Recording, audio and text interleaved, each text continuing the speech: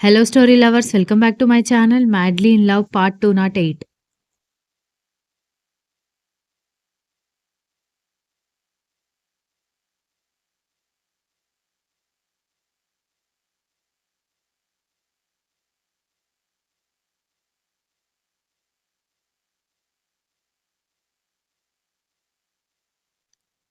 ఆ మాటకి దక్ష నవ్వుకుంటూనే ఏడుస్తూ ఉంటే, ఇంకా ఏడుపు ఆపవే అని కర్ణ అడుగుతూ ఉంటే, నాకాగట్లేదు ఏడుపొస్తూనే ఉంది అని ఏడుస్తూ ఉండేసరికి డ్రైవర్ కారు ఆపు అని కర్ణ చెప్పేసరికి అతనికి కోపం వచ్చిందేమోనని కంగారుగా చూస్తుంటే, వెనకొస్తున్న వెహికల్స్ కూడా ఆగిపోవడంతో, ఏమైంది కర్ణ ఎందుకాగారు?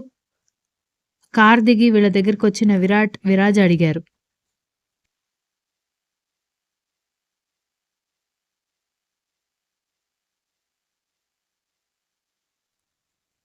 కర్ణ వాళ్ళందర్నీ చూపించడంతో తాతగారు కూడా లైట్‌గా ఏడుస్తూ ఉంటే, బామ్మ, మనవరాలు మాత్రం కంటికి కడివెడు అన్నట్టుగా ఏడుస్తూ ఉంటే, డ్రైవర్ కూడా ఎమోషనల్ అయిపోతూ ఉండేసరికి వీళ్ళందరికేమైంది? స్రవంతి సీరియల్ చూసినట్టుగా ఏడుస్తున్నారు అని విరాట్ బుర్రగోక్కుంటూ అడిగేసరికి, నేనిది సంవత్సరం వదిలేసి వెళ్ళిపోయినప్పుడు నేనెన్ని సార్లు ఏడ్చానన్న విషయం చెప్పేసరికి, అదంతా గుర్తొచ్చి వీళ్ళేడుస్తున్నారు అని చెప్పేసరికి సరిపోయింది.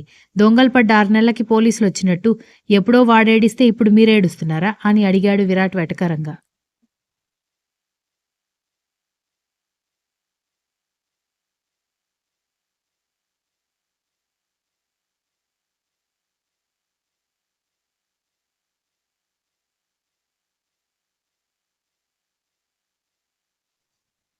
"పో బావ! నీకెప్పుడు వెటకారమే. ఇంత ఎమోషనల్ సీన్‌ని కామెడీ సీన్ చేస్తున్నావేంటి?" అని దక్ష కోపంగా అడిగేసరికి, "ఇప్పుడెందుకు కారాపావు చెప్పరా?" అనగానే, "ఇంతమంది ఏడుస్తున్నప్పుడు కారు వెళుతుందనుకో, చూసే జనాలు వీళ్ళని నేనేదో చేస్తున్నాననుకుంటారు. అందుకే కారు ఆపమని చెప్పాను" అని కర్ణ వెటకారంగా చెప్పేసరికి, ఇప్పటికి ఆ చెట్టు దగ్గర, డాబా దగ్గర టైం పాస్ చేసేసరికి లేటయింది. ఇంటికెప్పుడు వెళ్తాం? మీరు ఏడుపాపితే కారు ముందుకు వెళ్తుంది అన్నాడు విరాట్.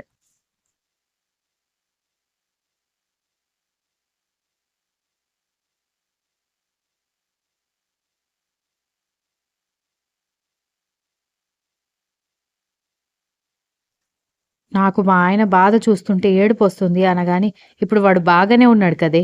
ఇప్పుడెందుకు ఏడుస్తున్నావు? చచ్చినప్పుడు ఏడవడానికి రాని మంగమ్మ సంవత్సరీకానికొచ్చి ఏడ్చిందంట. అలా ఉంది నీ ఏడుపు" అనగానే, "ఈ సామెత నేనెప్పుడు వినలేదు బావా" అని దక్ష అయోమయంగా అడిగేసరికి, "ఏదో నోటికొచ్చింది చెప్పి చచ్చానులే.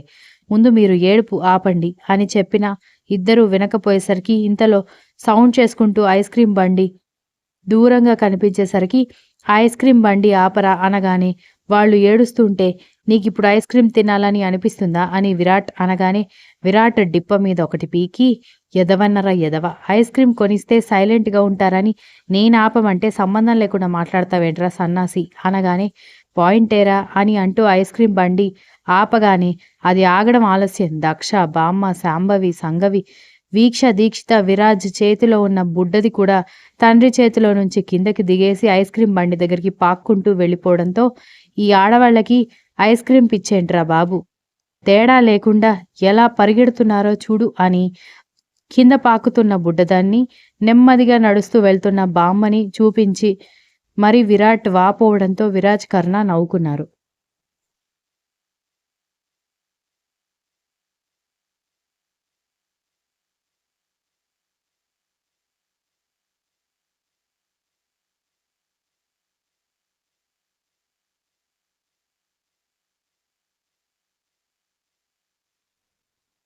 అందరూ 2 ఐస్ క్రీమ్స్ తీసుకోవడంతో ఎంతయిందో కనుక్కొని బిల్ సెటిల్ చెయ్యి అని చెప్పి కర్ణ తన పర్స్ ఇవ్వడంతో అతని దగ్గరికి వెళ్లి నోరు వెళ్ళబెట్టుకుని వచ్చిన విరాట్ వైపు చూసి ఏమైందని కర్ణ, విరాజ్ అడిగేసరికి, "వీళ్ళు మనుషులు కాదు బావా, ఐస్ క్రీమ్ పిశాచులు" అనగానే, "ఏమైందిరా?" అని అడిగేసరికి, "మొత్తం బిల్లు 1000 అయిందిరా" అనగానే, "అవుతుంది కదా! మనం అదే ఐస్ క్రీమ్ పార్లర్‌కి వెళ్తే 5000 పెడతాం కదా!" అనగానే, "వీడి దగ్గర ఉండేవి తక్కువ రేట్ బావా. ఇక్కడ కూడా ఎక్కువ రేట్ చేశారంటే వాళ్ళ టాలెంట్ చూడు" అన్నాడు విరాట్.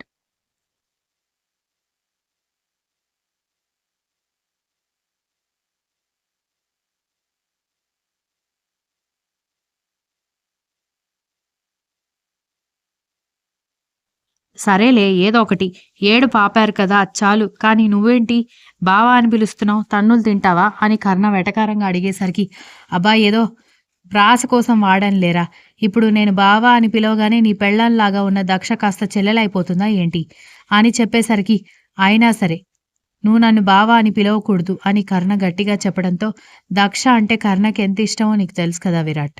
ఇంకా ఎందుకు ఈ వాదన, వెళ్దాం పదండి అన్నాడు ఐస్ క్రీం మూతికి మొత్తం పూసుకున్న కూతుర్ని నవ్వుతూ చూస్తున్న విరాజ్.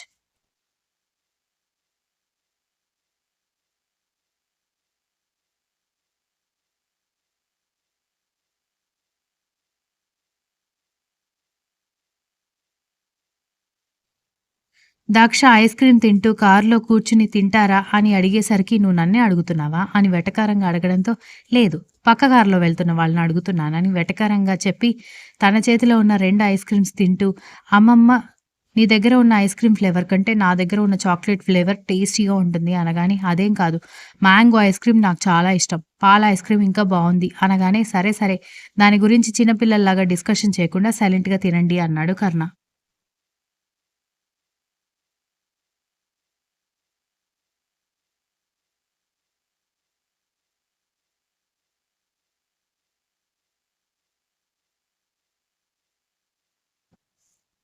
ఐస్ క్రీమ్ తిని అందరూ చేతులు కడుక్కుని ఎవరికి వాళ్ళు గురకలు పెడుతూ మరీ నిద్రపోతుంటే, అందరూ నిద్రపోతే కష్టమని కర్ణ మాత్రం అందరినీ అబ్జర్వ్ చేస్తూ ఉండగానే రాత్రి 10 అవుతుంటే ఊరికి చేరుకున్నారు అందరూ.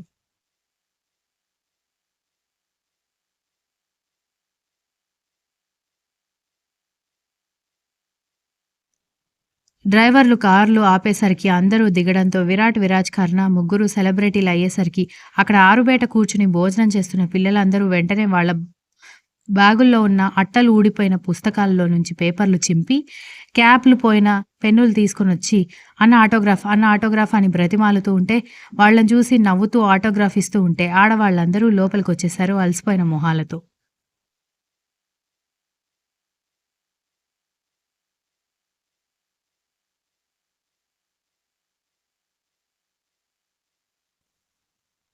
అమ్మగారు, అన్ని గదులు సిద్ధంగా ఉన్నాయి.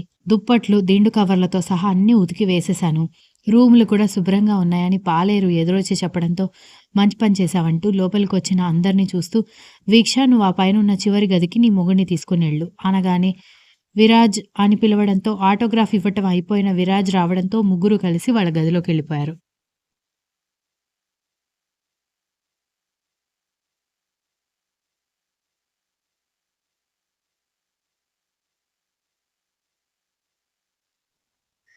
ఒరేయ్ మనవడా నువ్విట్రా అని విరాట్ చేయి పట్టుకుని, విరాజ్ వాళ్ళది ఆ చివరి గది, ఆ పక్కన గది మీది అనగానే, వాళ్ళు ముగ్గురు కూడా వాళ్ళ గదిలోకి వెళ్ళగానే, ఆ పక్కన గది మాది అంతే కదా నాకు తెలుసులే అని వెళ్ళబోతున్న కర్ణ చేయి పట్టుకొని ఆపి, ఎక్కడికిరా తెగ హుషారుగా పరిగెడుతున్నావు అనగానే, రెస్ట్ తీసుకోవాలి గ్రాని చెయ్యి వదిలిపెట్టు అనగానే, నువ్వు తీసుకో నీ పెళ్ళం ఎక్కడికి రాదు అనగానే, ఎందుకు అని అడిగాడు.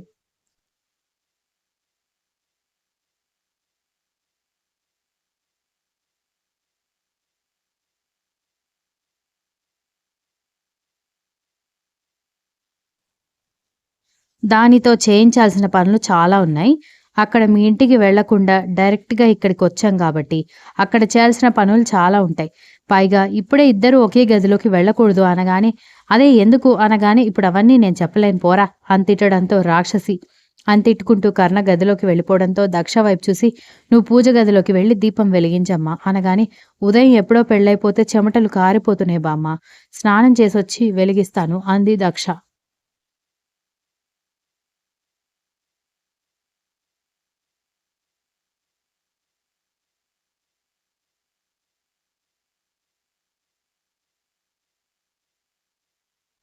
కానీ పెళ్లికి వేసుకున్న పసుపు బట్టలు తీయకుండానే దీపం వెలిగించాలి దక్ష అని ఇందిర చెప్పడంతో, కానీ ఇలా చెమట పడుతుంటే పూజ గదిలోకి ఎలా వెళ్ళాలమ్మా అని అడిగేసరికి, పోనీలే ఓ పంచే నువ్వు స్నానం చేసొచ్చి వాడి కండువా భుజం మీద వేసుకొని వెలిగించు అని చెప్పడంతో, సరేనంటూ బాత్రూంలోకి వెళ్ళి స్నానం చేయబోతూ జడ విప్పడానికి చూస్తే పూల జడ ఉన్న విషయం జ్ఞాపకం రావడంతో, సరిపోయింది అని అనుకుంటూ బయటికి పెట్టి చూసి ఎవరైనా కనిపిస్తారేమో అనుకుంటూ ఉండగానే బామ్మ పెరట్లోకొచ్చి నీళ్లు తోడుకొని కాళ్ళు కడుక్కోవడం చూసి, అమ్మమ్మ అని పిలవడంతో, ఏంటే అని అడిగేసరికి, పూల జడ ఉందన్న విషయం మర్చిపోయాను.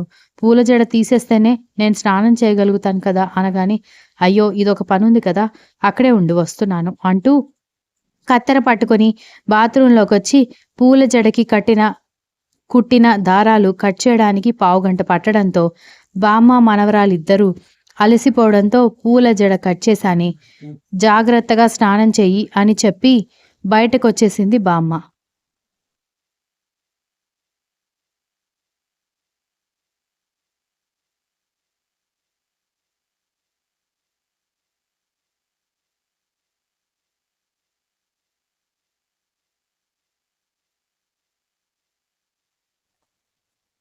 దక్ష తల మీద ఉన్న జీలకర్ర బెల్లం చేతిలోకి తీసుకొని గుండెలకి హత్తుకొని, మిమ్మల్ని పడేయాలని నాకు అనిపించట్లేదు. నేను కోరుకున్న వాడితో నా జీవితాన్ని పంచుకోవడానికి కారకులు మీరు అని ఆ పక్కనే ఉన్న షెల్ఫ్‌లో జాగ్రత్తగా తమలపాకుతో సహా పెట్టి, స్నానం చేస్తూ ఉంటే పసుపు నీళ్లు పోతూ ఉండేసరికి బాధగా చూసుకుంటూనే స్నానం పూర్తి చేసి చీర కట్టుకొని, తలకి టవల్ చుట్టుకొని, పాపిట్లో నుదుటి మీద బొట్టు పెట్టుకుని రావడంతో మెటికలు విరిచి భలే ముద్దుగా ఉన్నావని బామ్మ పొగిడేసరికి సిగ్గుపడుతూ ఉంటే, "వెళ్లి దీపం వెలిగించవే" అని చెప్పింది శాంభవి.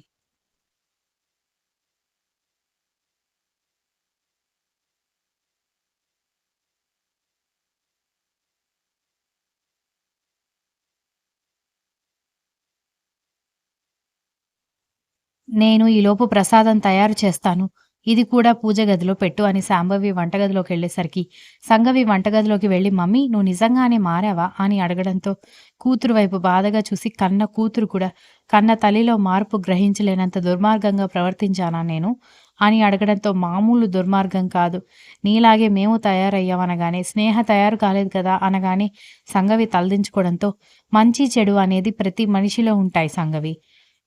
చెడు తీసుకుంటున్నామా, మంచి తీసుకుంటున్నామా అనేది మన మీద ఆధారపడి ఉంటుంది. స్నేహ చిన్నప్పటి నుంచి మంచిగానే ఉంది.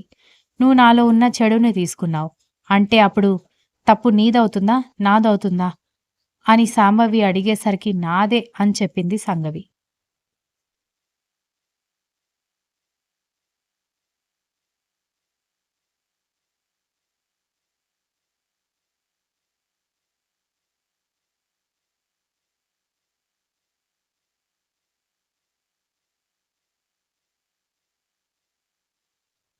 నేను ఒప్పుకుంటాను. ఒకప్పుడు నేను దుర్మార్గంగా ప్రవర్తించుండొచ్చు. కానీ, ఆ దుర్మార్గం నీలో నిండడానికి కారణం మాత్రం నేను కాదు.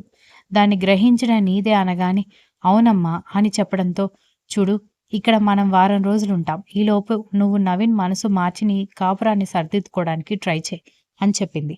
Continuous if you like the story please like, share, comment and don't forget to subscribe.